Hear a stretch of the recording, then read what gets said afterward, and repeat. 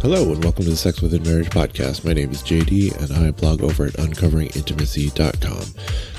And it's November, so it's time to get into the questions we received from October from our Anonymous Have a Question page. These are anonymous questions, and all we get is what they submit. I post them in our supporters forum, we discuss them, and then I write up my responses on a blog post and release them as a podcasting episode. Before we get to the questions, though, we're getting closer to Christmas, and this time of year is when I put our Intimacy Advent Calendar up for sale again. So if you're looking for a gift for your spouse, then go check it out. There's a link in the show notes. It comes in 3 flavors, the romantic set, which has a bunch of non-sexual activities, the sexy set, which includes all the romantic cards as well as a bunch of sexual ones, and then the black label set, which has all the others plus many more, let's say, adventurous choices. So whatever your dynamic, there's something for you that I think your spouse will appreciate. And now let's get on to the questions. Question 1 writes, I have a fantasy about using a strap-on on my wife. The idea is I could go for more time than with my real penis and maybe stimulate her to an orgasm. Also, it seems fun to try a bigger than real life one and see if it feels better for her.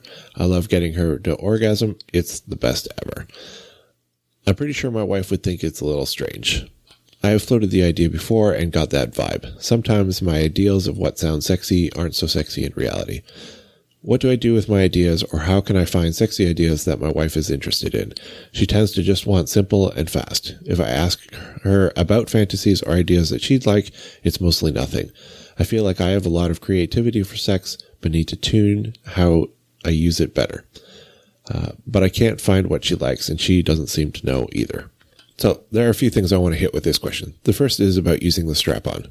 Personally, I don't see anything wrong with this, particularly if you suffer from erectile dysfunction or premature ejaculation, or if your wife simply takes longer to orgasm from penetration than you have the stamina to keep up, which is a lot of people.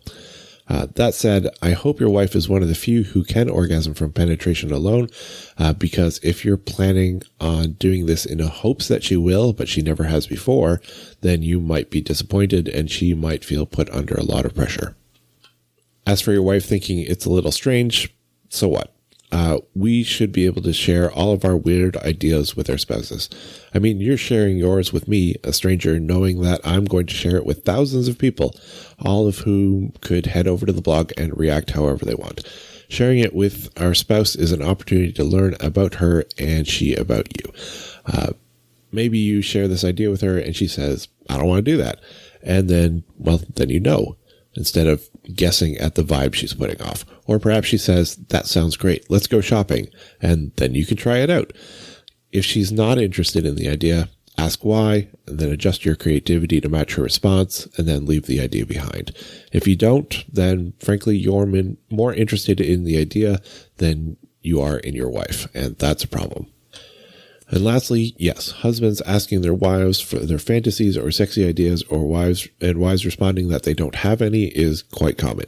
This is one of the reasons why I built our sexploration list, so that you don't have to pull ideas out of thin air.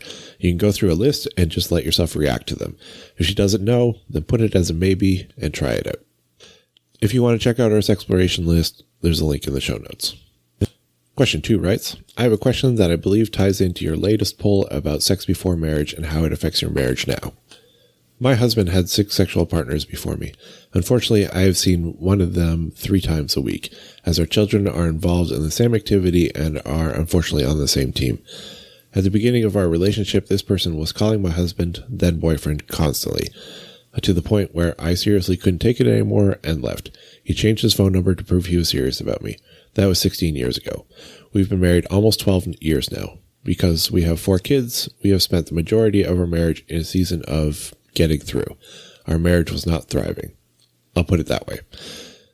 The kids are older now, so in the last year or so, we've been working really hard and have a fulfilling marriage. That's why this couldn't come at a worse time. This woman is not married, so she will deliberately do crazy things like sit next to us in the bleachers. I've experienced shame around sex, and your podcast has completely changed my perspective on it. 180, seriously. But now the problem is that because I think so highly of it, the thought of my husband sharing that special gift with this Jezebel makes me feel sick. He says it meant nothing, that men can have sex, and it means absolutely nothing. Maybe I'll just never understand that. Can your male listeners confirm this? Can he see her at the games and truly feel nothing towards this person at all despite dating her for months and sleeping with her? How can sex mean nothing at all, but sometimes mean everything? Anything you can say to help me feel better?